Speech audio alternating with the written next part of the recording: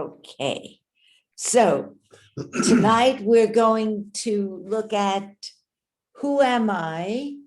The Sacred Quest by Jean Klein. And this chapter is called Knowing Yourself. My reading glasses.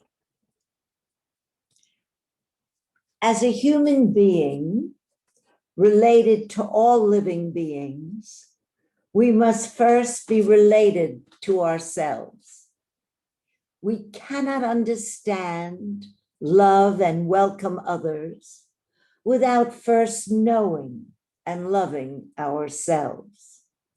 Generally, however, we spend our whole lives involved in what is apparently outside us, without ever looking at what is closest. We give no time to the thorough reading of our own book, our reactions, resistances, tensions, emotional states, physical stresses, and so on. This reading requires no system or specially allotted time spent in introspection. It involves only facing oneself during the day without the habitual identification with an individual center of reference, an I image, a personality, a propagator of viewpoints. To face ourselves scientifically, we must accept the facts as they are without agreement, disagreement, or conclusion. It is not a mental acceptance, an acceptance of ideas, but is completely practical, functional. It requires only alertness. Attention must be bipolar. We see the situation and at the same time see how it echoes in us as feeling and thought. In other words, the facts of a situation must include our own reactions. We remain in the scientific process, free from judgment, interpretation, and evaluation, only looking in different moments of the day at our psychological, intellectual, and physical ground and our level of vitality. There is no motive, no interference from a me, no desire to change, grow, or become. Functional acceptance is not moral. There is no need to opt for a new way of living, which inevitably becomes a system like any other. When attention is bipolar, at first there is observation of the so-called outer world, but with an emphasis on inner movements. Then these movements, the likes and dislikes themselves, become the object of exploration. In this way, we become more intimate with ourselves, more aware of how we function from moment to moment in everyday life. When we are explorers, real listening appears automatically. And in listening, there is openness, receptivity. Exploration never becomes a fixation with a goal to be achieved. It remains as a welcoming that brings originality and life to every moment. Many therapies tell us to accept ourselves, but this psychological acceptance through various kinds of analysis always refers to an individual center. As long as the idea of the individual remains, there is a hidden motive in the accepting. It is not unconditional acceptance, but it's based on an ideal or a comparison, and always contains an element of resignation. Psychology believes in the existence of the ego, and its task is to make the ego more comfortable, stronger, or integrated. That we can arrange life more satisfactorily is something, but it can never be a way to take us beyond the known. Such processes keep us interested in the object, the me, no matter how subtle it becomes. In functional acceptance, the emphasis is not on what we accept, but on accepting itself. There is nothing to try to add or subtract from the life you are living. It takes only alertness to see habits of thinking and how they contract us. When we see that almost all of our existence is mechanical repetition, we automatically step out of the pattern and into observing. All attempts to alter ourselves are based on interpretation, which assumes the existence of an interpreter. But when there is no one to interpret, no individual center of reference, the emphasis falls spontaneously on taking note itself. It is important to realize that this observing without an agent is not an attitude or a state. The object is not interesting. Observing itself has its own taste and needs no addition. It is the same openness, welcoming, that is our natural being. To come into true relation with oneself and thus the world, all psychological interferences must cease.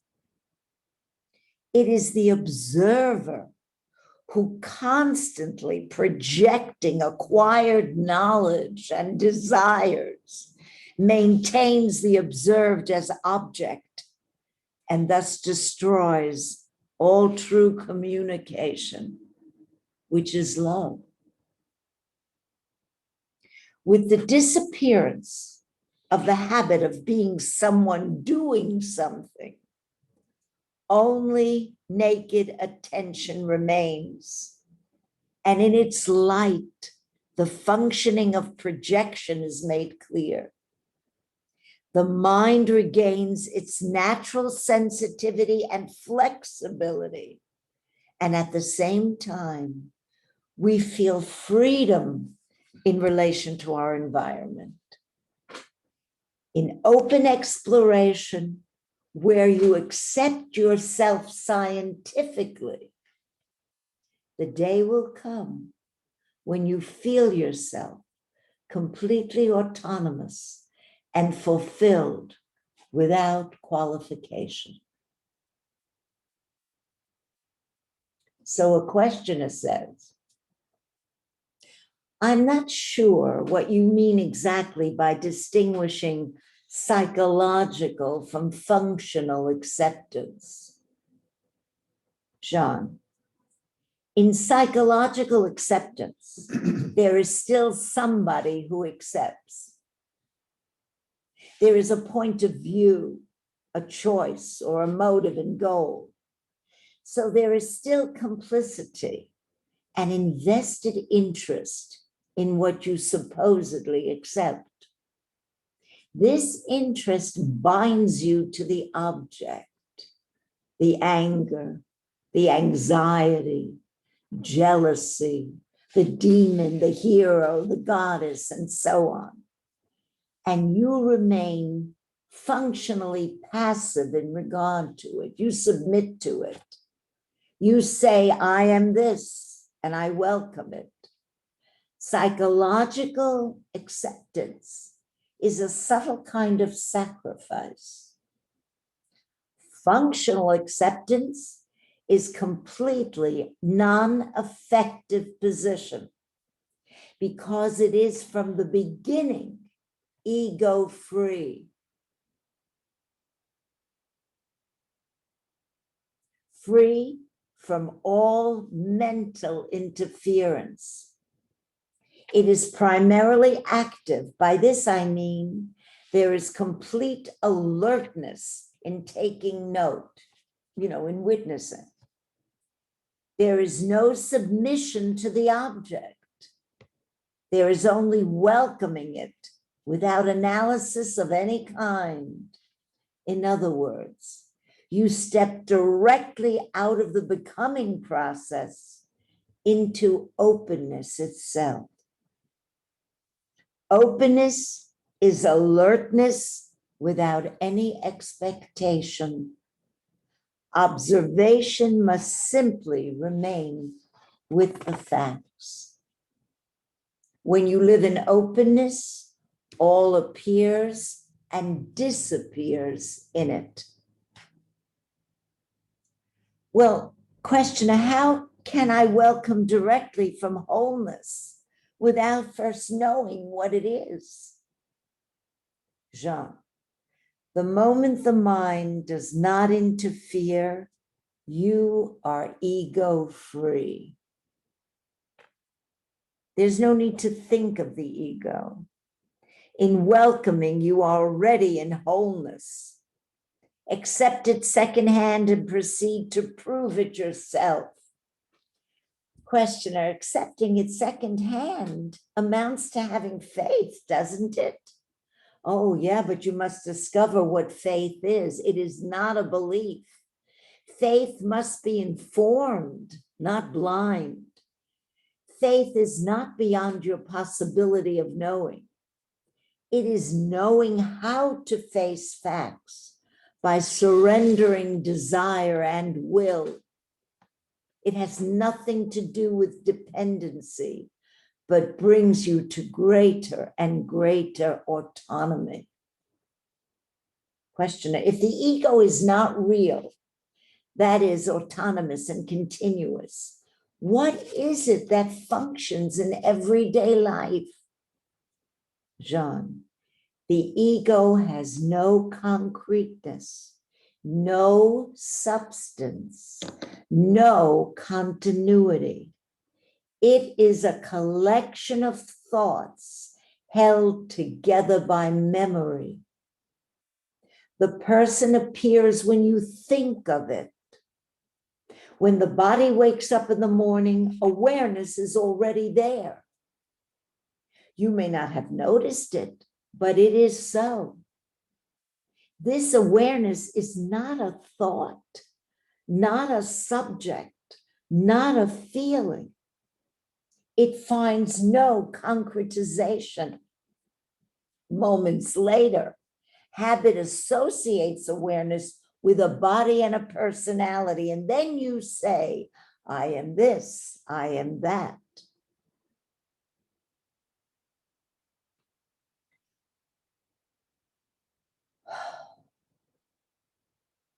We may call this awareness without object consciousness, the ultimate subject, or the unconditional I.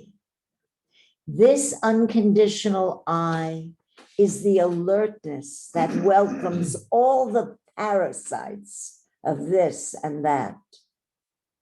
The thought of being a person limits the inbuilt intelligence of mind and body. When you are simply alert and disassociated from your habits of believing in a personality, then all your capacities can come into play when stimulated by a situation. There is only action, no actor who acts. You function far more imaginatively, broadly, and efficiently with all your intelligence and talents.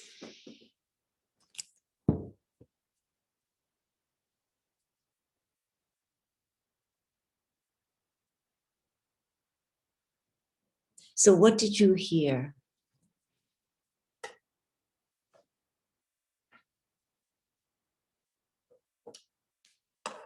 What was heard? What was heard?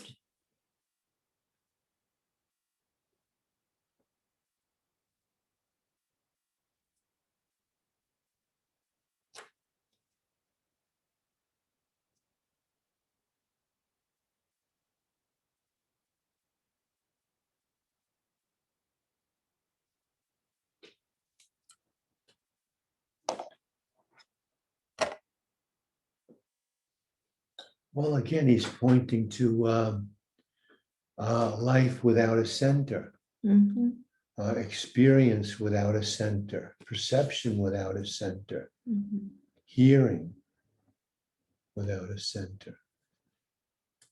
And again, pointing out that the me we typically take ourselves to be is a mental construct, a habitual pattern of thought that we mistakenly identify with. He keeps holding up that mirror and hoping to point us toward seeing that with the clarity that can stick. Well, let me just share this question. A questioner says, how then can I become free from this limitation, the sense of being an individual entity?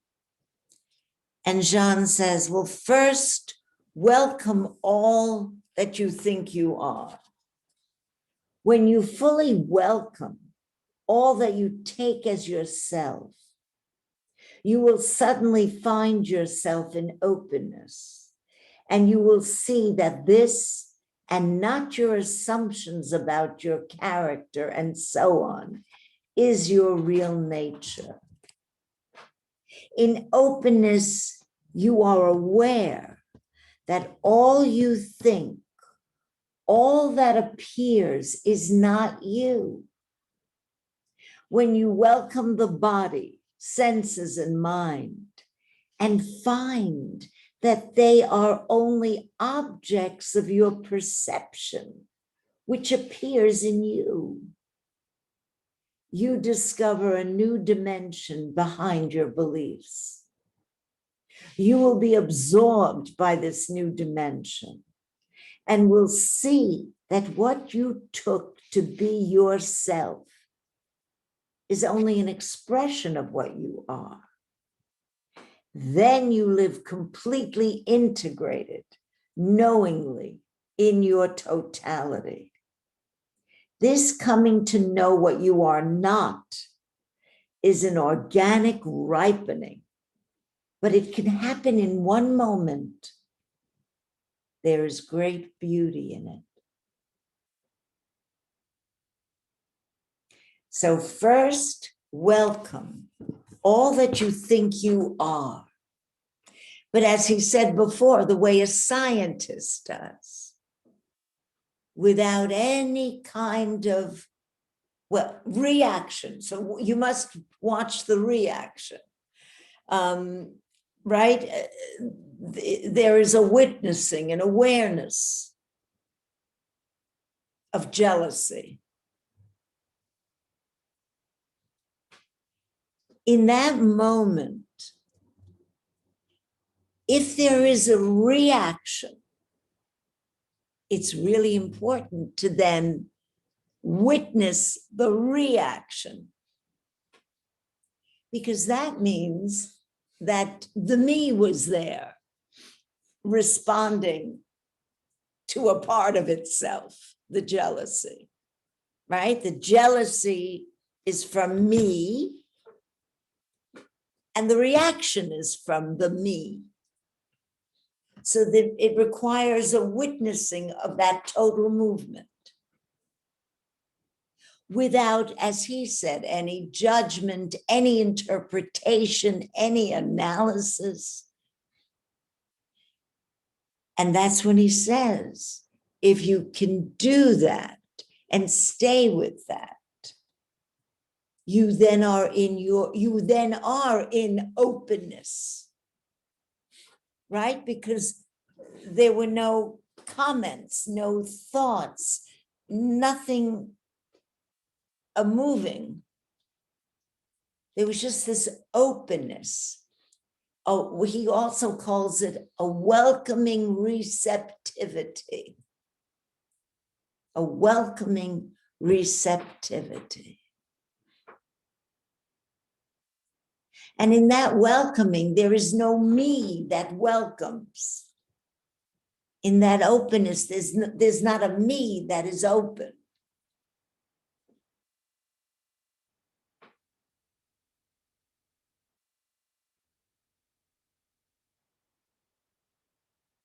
If we could do that,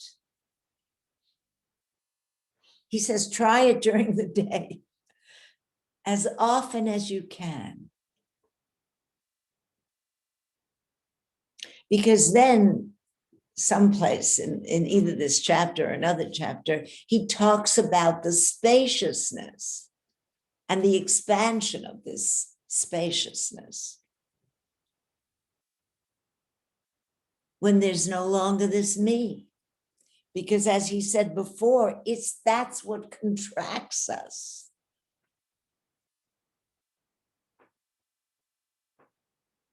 We are contracted entities functioning from this me, this center, which he says doesn't even exist, apart from an accumulation of thoughts and memories. But that's mechanical, right? Memory is a mechanical process.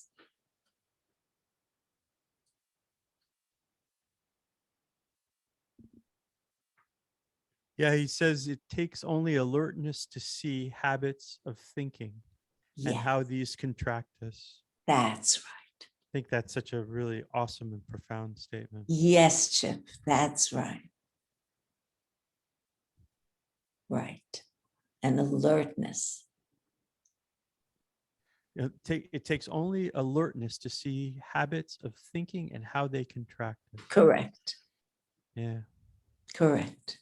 Yeah. So I think whenever we go through something and we say, oh, it's like Henry Ford saying, whether you believe you can do it or you believe you can't, you're right. And it's a profound statement about the power of our mind, and then also the power of these habitual behaviors of mind, and a recognition that we no longer need to be subjugated by that or imprisoned by the habits. That's right. And the way out is just simply by becoming aware of it. Yes. Yeah. Right. When you said first become aware of who you think you are. Yeah. There's something like that, right? Could you read that part again? Yes, sure.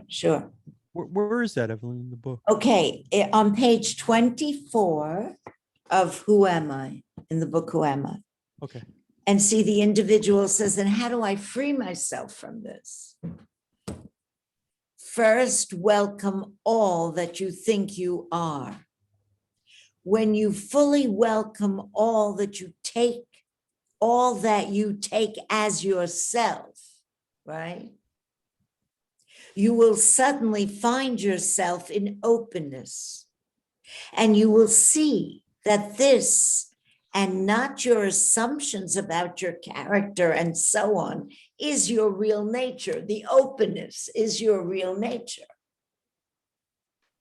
So that's another way he's saying, take yourself, when you fully welcome all that you take yourself, those are his words. That's again the scientific method. You're just open to whatever unfolds in front of you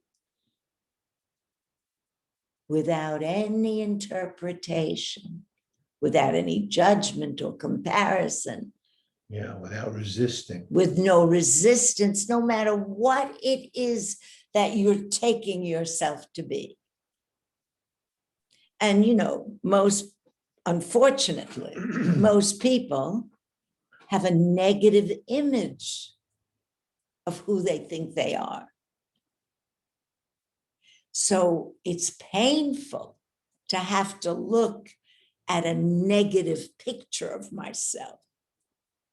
But he's saying, accept that. Functional acceptance. No me in the picture, just observing.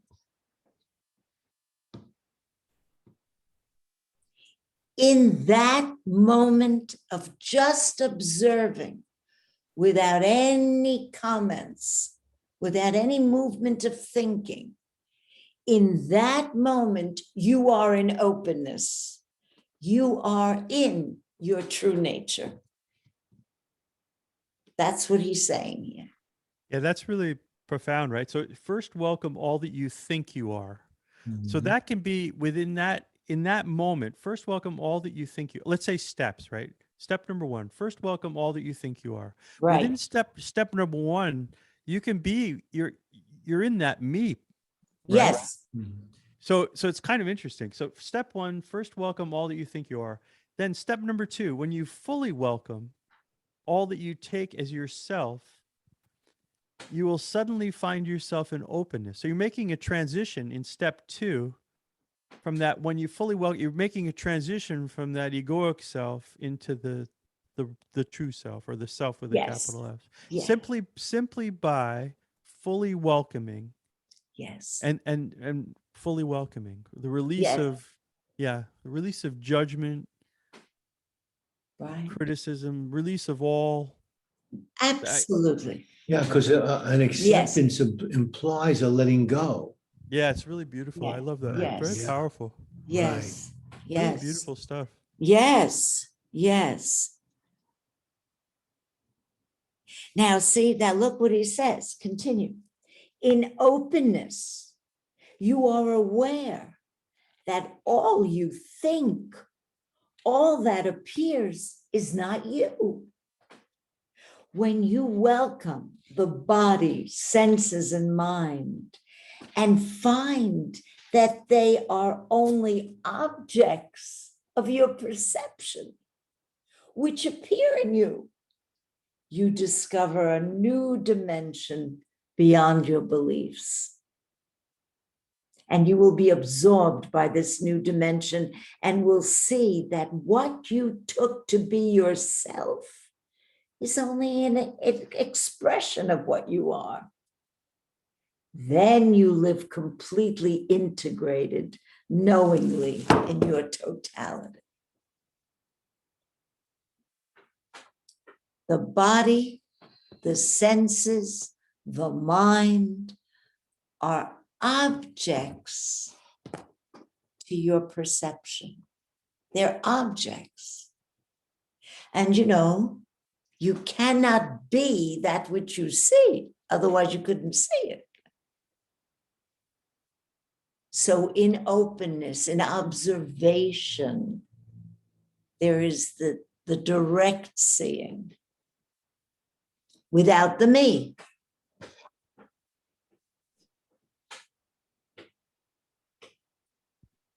Imagine if we took this as sort of a way of living with everything, not only with our own review of self, Mm, also with just all of our interactions with all people.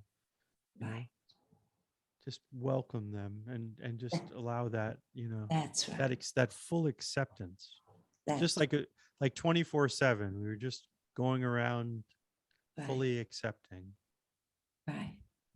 Well, like Douglas Harding used to say, just be the space for the other to happen in.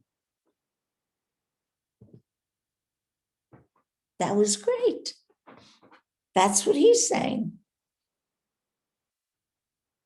The openness.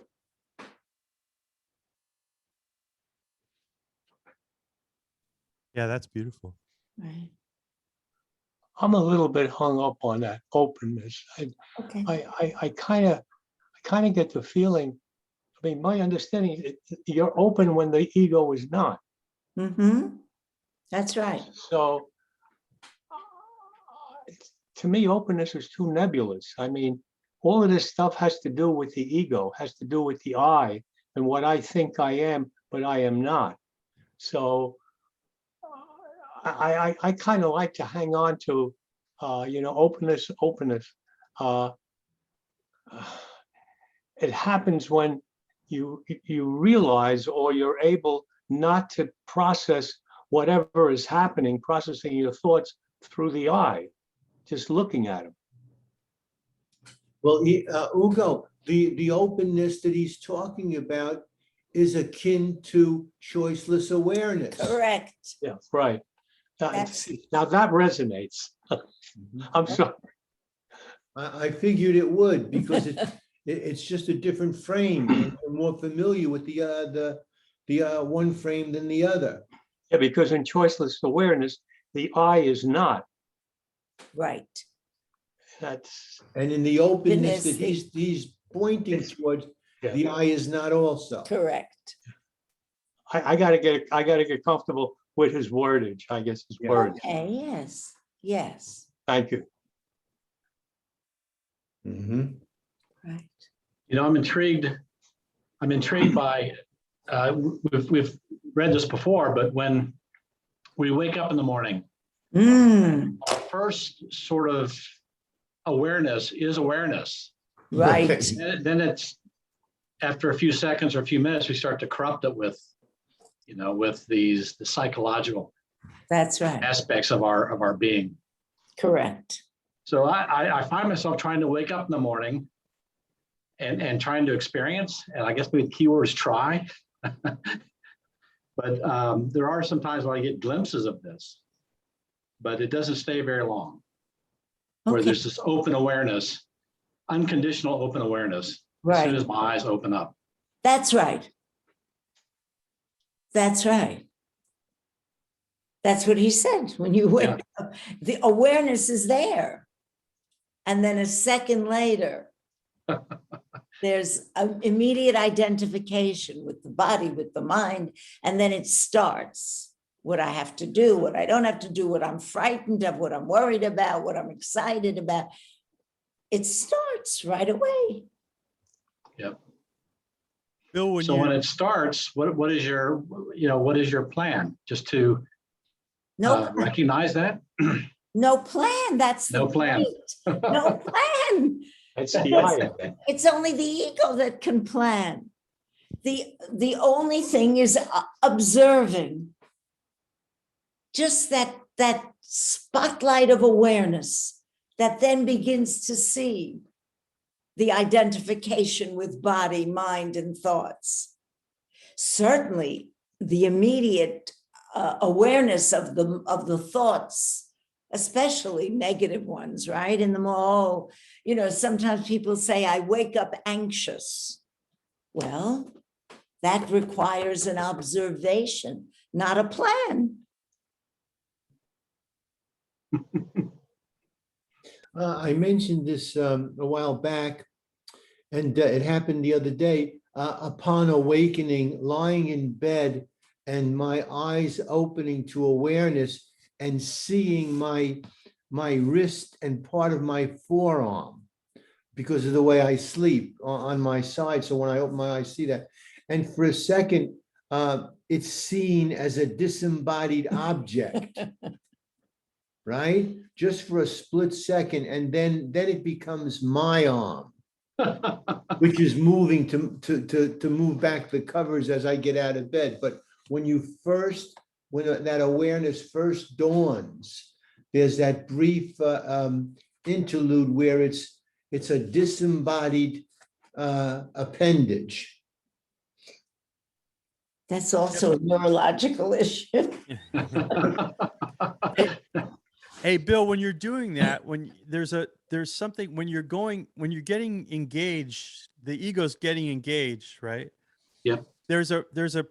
That's great that you're doing that. That's wonderful because you're having that experience and the same experience Paul's having. The thing is, it's kind of like, you know, when you first wake up and maybe you remember a dream. And you have a recognition of a dream. And at that point, before you get out of bed or whatever, if you're very quiet, you can kind of go back into your dream, right? In other words, you can sort of say, oh, I was dreaming. And then you realize, oh, I'm awake. And then you can kind of go back into your dream. So there's a portal or an opportunity at that time to recognize that actually you're controlling that engagement of the ego, right? In other words, there's part of you that's doing something. Maybe you've, again, this is the habitual thinking. Maybe you've set your mind of what you have to do today. You know, I have to get the car cleaned or whatever, right? There's this habitual behavior, but right at that moment, you still have accessible to yourself that choiceless awareness or that awareness without a self, without a small self, without an egoic self. Right. So you can practice and you'll start to see how you've engaged yourself to engage your ego. In other words, that's a choice that you're making at that point. And so you can go back and forth from that and back into that right at that moment. It's very accessible right when you first wake up. So it might be something you'd be interested in trying some more also. Yeah. Thank you. You're welcome. So here a questioner says to him, even when one is no longer identified with the personality, they're still functioning. So in some sense, the personality must be there. And he says, when you are free from the self-image, there is only alertness, stillness, free from agitation. There is only listening from moment to moment. So where is there room for an image, a subject, and an object, someone who knows something? In this openness, function takes place in your awareness, but there is no you in the function. Right? Consciousness functions. Yeah. So Exactly. right? Consciousness functions. Yeah. Absolutely. That's the thing when you're engaged. We were talking a couple weeks ago about listening to music and you're just listening to it and right. That's exactly it. So you're engaged and there isn't room for that ego in that moment. You're not maintaining ego in that moment. And that's what he's kind of in his brilliancy kind of pointed out as a method to stepping into this, I don't know what you call it, into this awareness on a more or less perpetual basis, where you're basically just not bringing that egoic notion along. You're not carrying that extra baggage of an ego. You're just having the experience, or you're just being in that moment. That's it. Without the ego. That's right. You're just being in that moment. Yeah. That's right.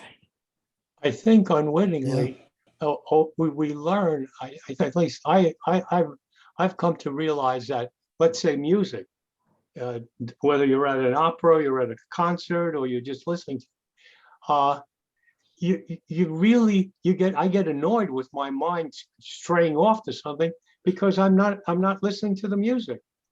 So there's something operating there that, I mean, before all this I got into all this non-duality, there was always something that I wanted quiet. I wanted quiet. I didn't want to be thinking. I needed that quiet to be, now I can use the language I didn't know then, to be in the moment, completely in the moment. And if I have the mind working, the brain working, I'm going through my ego thing, I'm not listening. I'm not really getting the benefits of what's there to be had. That's right. That's But right. you know, I mean, but I wasn't. You've got to do all this stuff. You got to get to all this reading to appreciate and realize what's going on, so that, you know, I know whenever I start thinking, whenever I'm conscious aware, whenever Paula is talking to Paula, I know I'm in the ego. I've come to recognize that, and increasingly, I'm able to just not pay attention to that, what's going on, which is reacting to a thought. Right. And, you know, when I'm successful in doing that, this stuff works. It really, for me. Amen. Yes, yes. Well, you know, it's interesting because this ego, what feels so real, needs something to cling on to. And it keeps looking for situations so that when there's nothing going on, it's almost like it needs to immediately attach to some other kind of a thought or some other kind of a situation. Turn on the TV. Yes, that's right, to keep itself going. It's really interesting when you observe that. And so it almost welcomes conflict or challenges, because then it can be absorbed back into itself. It needs attention. Yes, yes, yes. All right, go ahead. Well, Just one so, you more. know, and a little bit, we have to be careful that we don't reify the ego. So another way to say what you just said is that I was thinking before something that Chip said, you know, what a great title for a book, Habits of Mind. Yes. So what you just described is one of the habits Correct. of the mind. Correct. Which is the mind habitually avoids being still Right. and at rest. It's habitually addicted, it seems, to being in motion and preoccupying itself with thought. Well, you know, it's interesting because isn't there we talk about peace of mind, right? Mm-hmm. But how can there be peace of mind? I don't think the mind can be peaceful. Can it? I don't know. I think the best that can happen, again, Quiet. is an awareness of how it's moving. Mm-hmm. And as soon as there's an awareness of how it's moving, it gets still. That's exactly right. Right? It Because gets still. Yeah. That's what I was describing. That's one of the habits of mind is that it's constantly in motion. Absolutely. Right. Yes. Yes. Right. Why? Oh, go ahead. I'm sorry. Well, then in this open, choiceless awareness, observation, scientific observation, where the me is not present in that moment of observing how it's moving, how the mind is moving.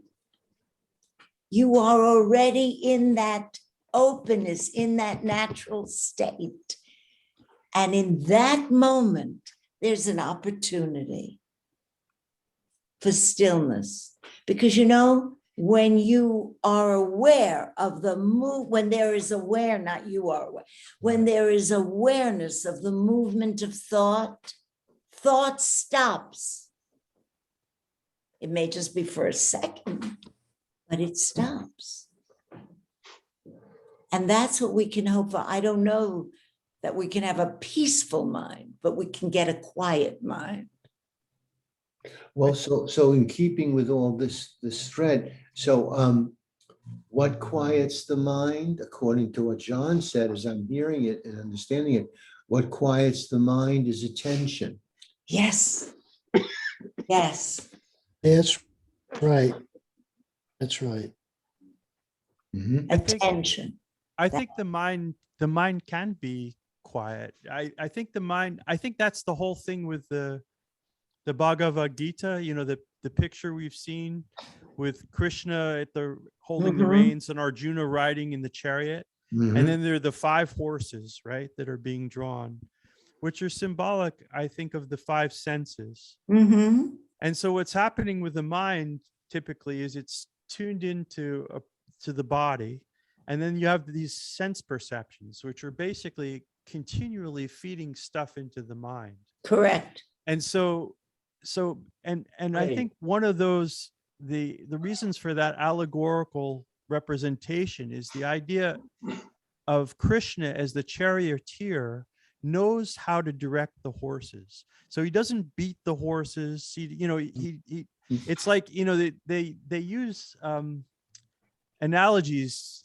I've read this many times before, where they talk about a wise charioteer or a good charioteer doesn't beat the horses. They know how to use the whip just to bring the horses into attention. So I think the whole point of this is, what's our impediment to this recognition of self with a capital S? It's the mind, right? Yes. The mind is the only impediment. Right.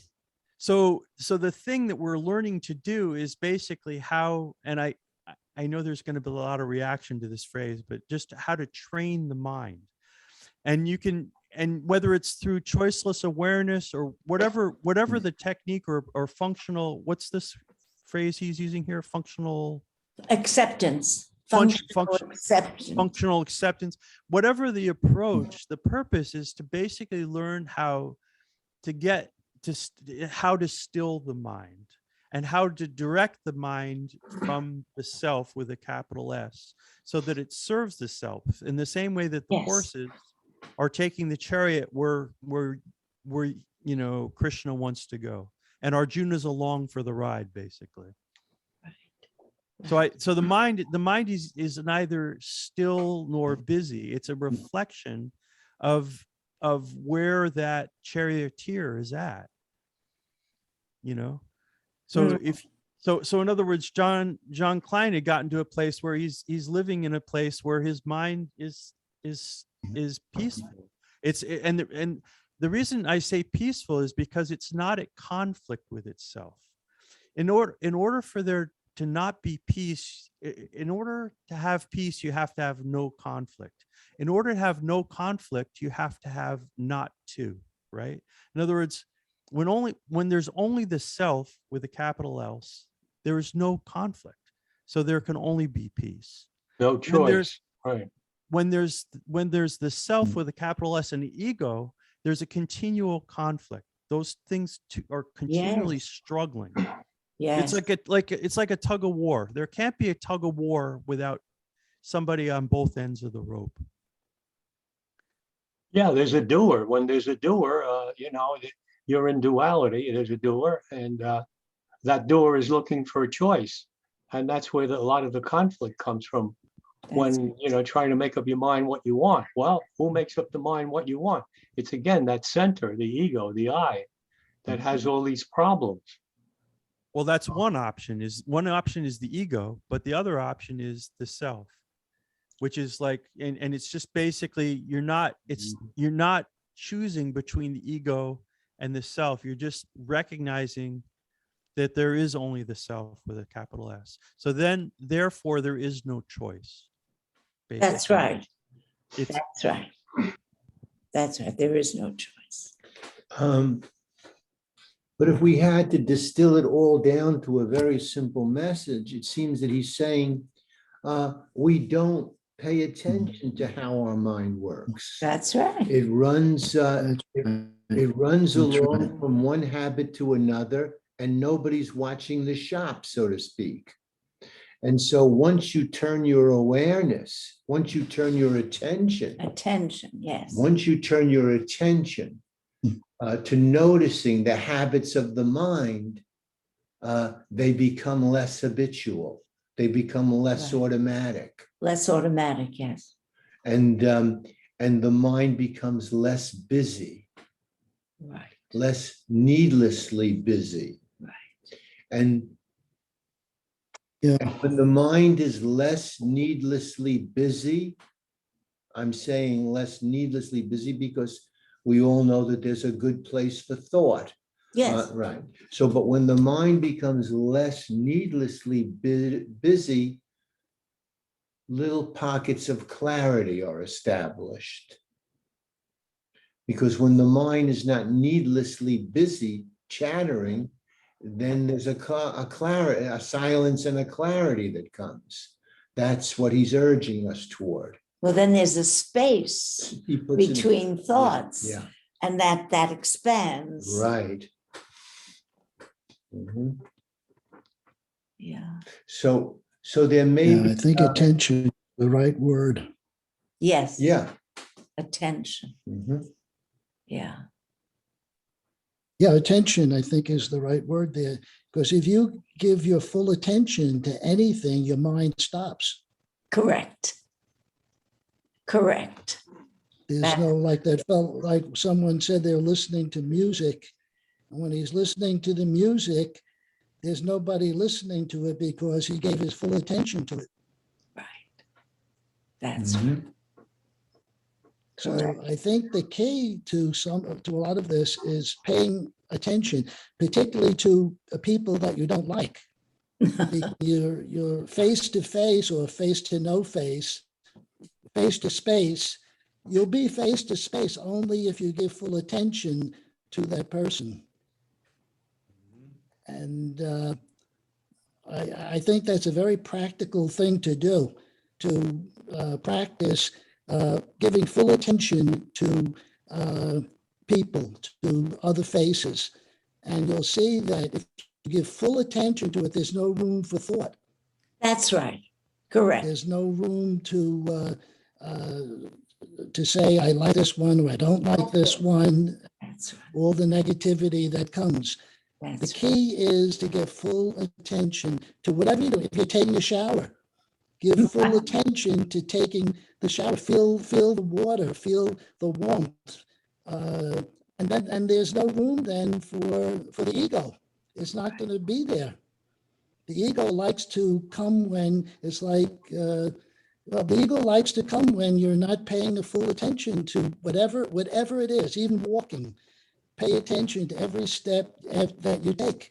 When you're eating, pay complete attention to all the food that you're tasting. Actually taste it, not because we eat and we don't taste what we're eating half of the time.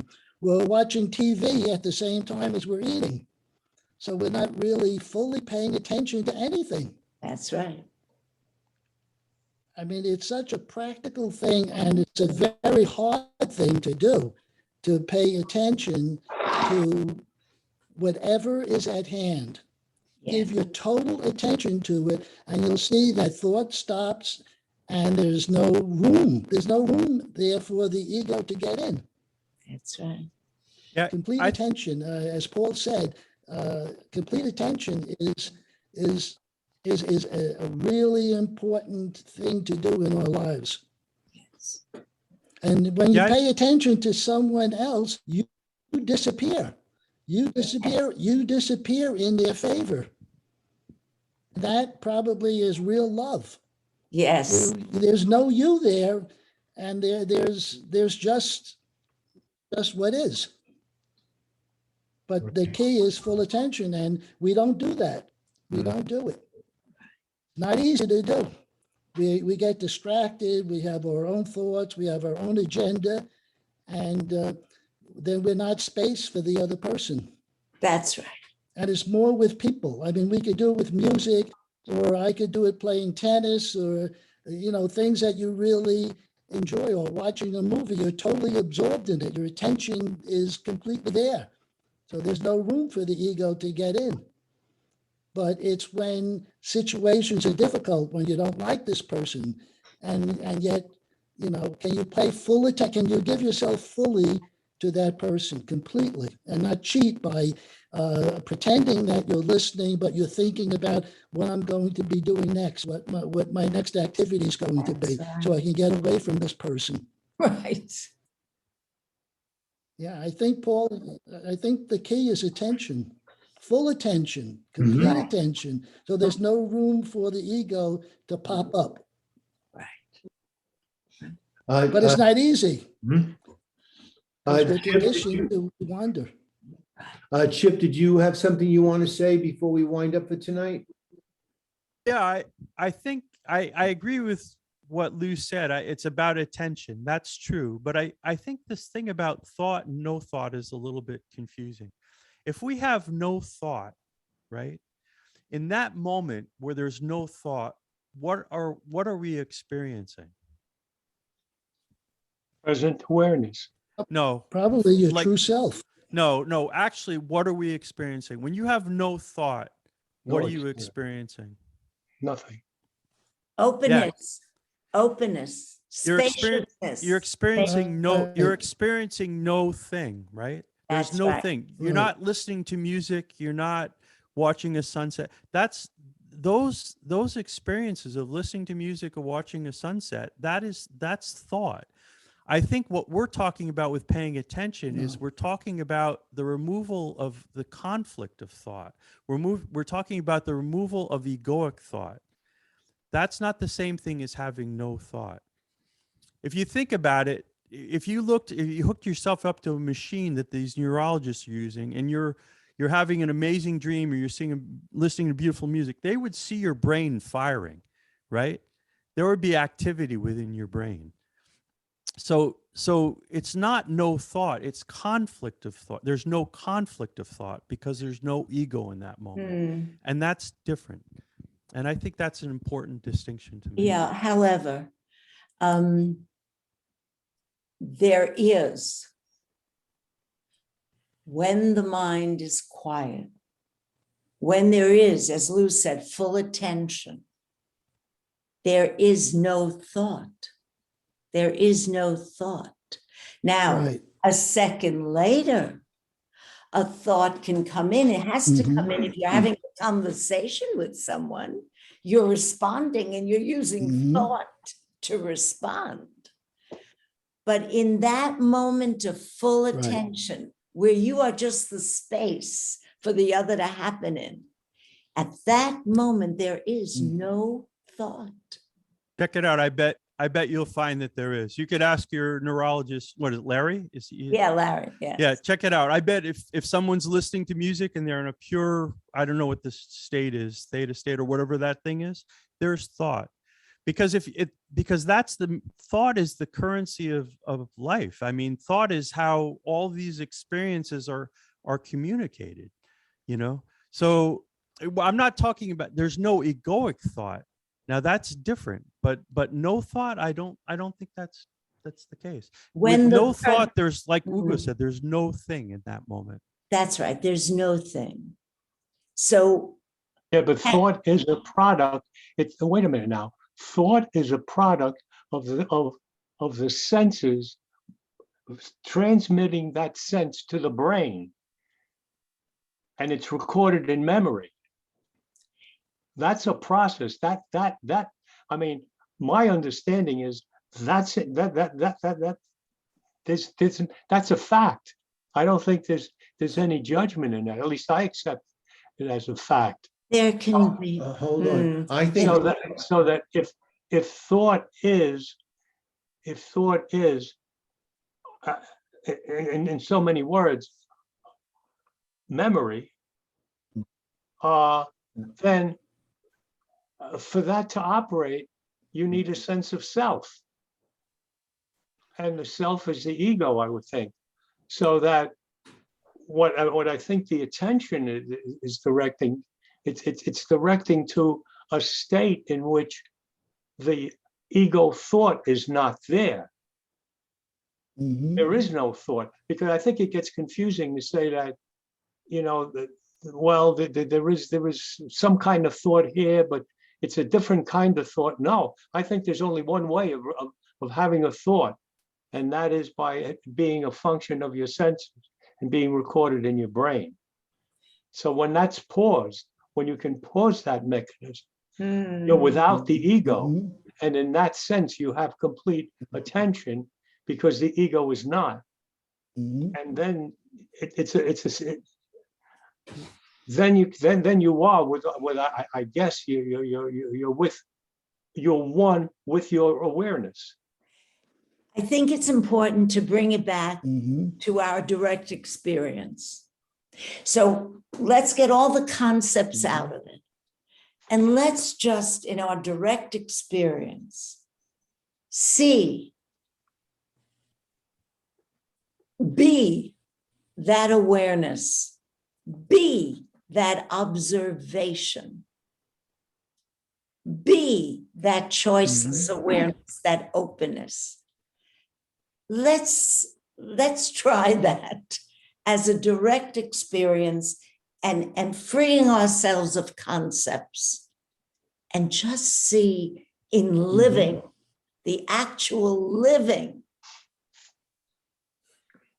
how open, how welcoming, how receptive we can be to what appears and disappears in our. I think one of the things that I think Chip is saying is that you can't stop your brain from functioning. That what Lou was saying about attention, you're using awareness so that your ego is slowing down and you're just aware of what's going on or what you're watching. So, but it's not where there's no thought at all, because you're still conscious of some type of whatever you're aware of. Yes, but you don't need thought for that. Well, that's. You know, don't- awareness, you don't need thought for awareness. In fact, awareness is outside of thought. That's the whole point of this. Well, I don't know. Is that what Chip is, what Bernadette Well, that's referred not, to? I don't You- think we should get we into, gotta- because then we're going to get into concepts. And I think what's important is, again, back to our direct experience of choiceless awareness, to get in touch with that which is beyond the mind, that which sees, that's free of thought, free of concepts, free of a me, just pure non-conceptual awareness. Let's taste that, because that's really the only important thing in this teaching.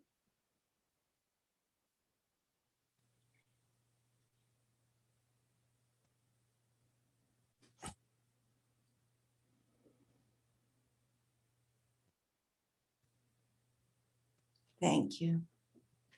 Thank you for joining us. Now, we're not sure we're going to be here next week, right? Let's skip next week. Oh, okay, so we're going to skip next week.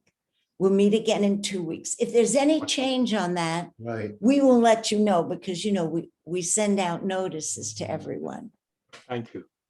Okay. Okay. Thank you. Good night. Take care. Thanks a Good lot. night. Night. Buonasera. Good night, everyone. Era.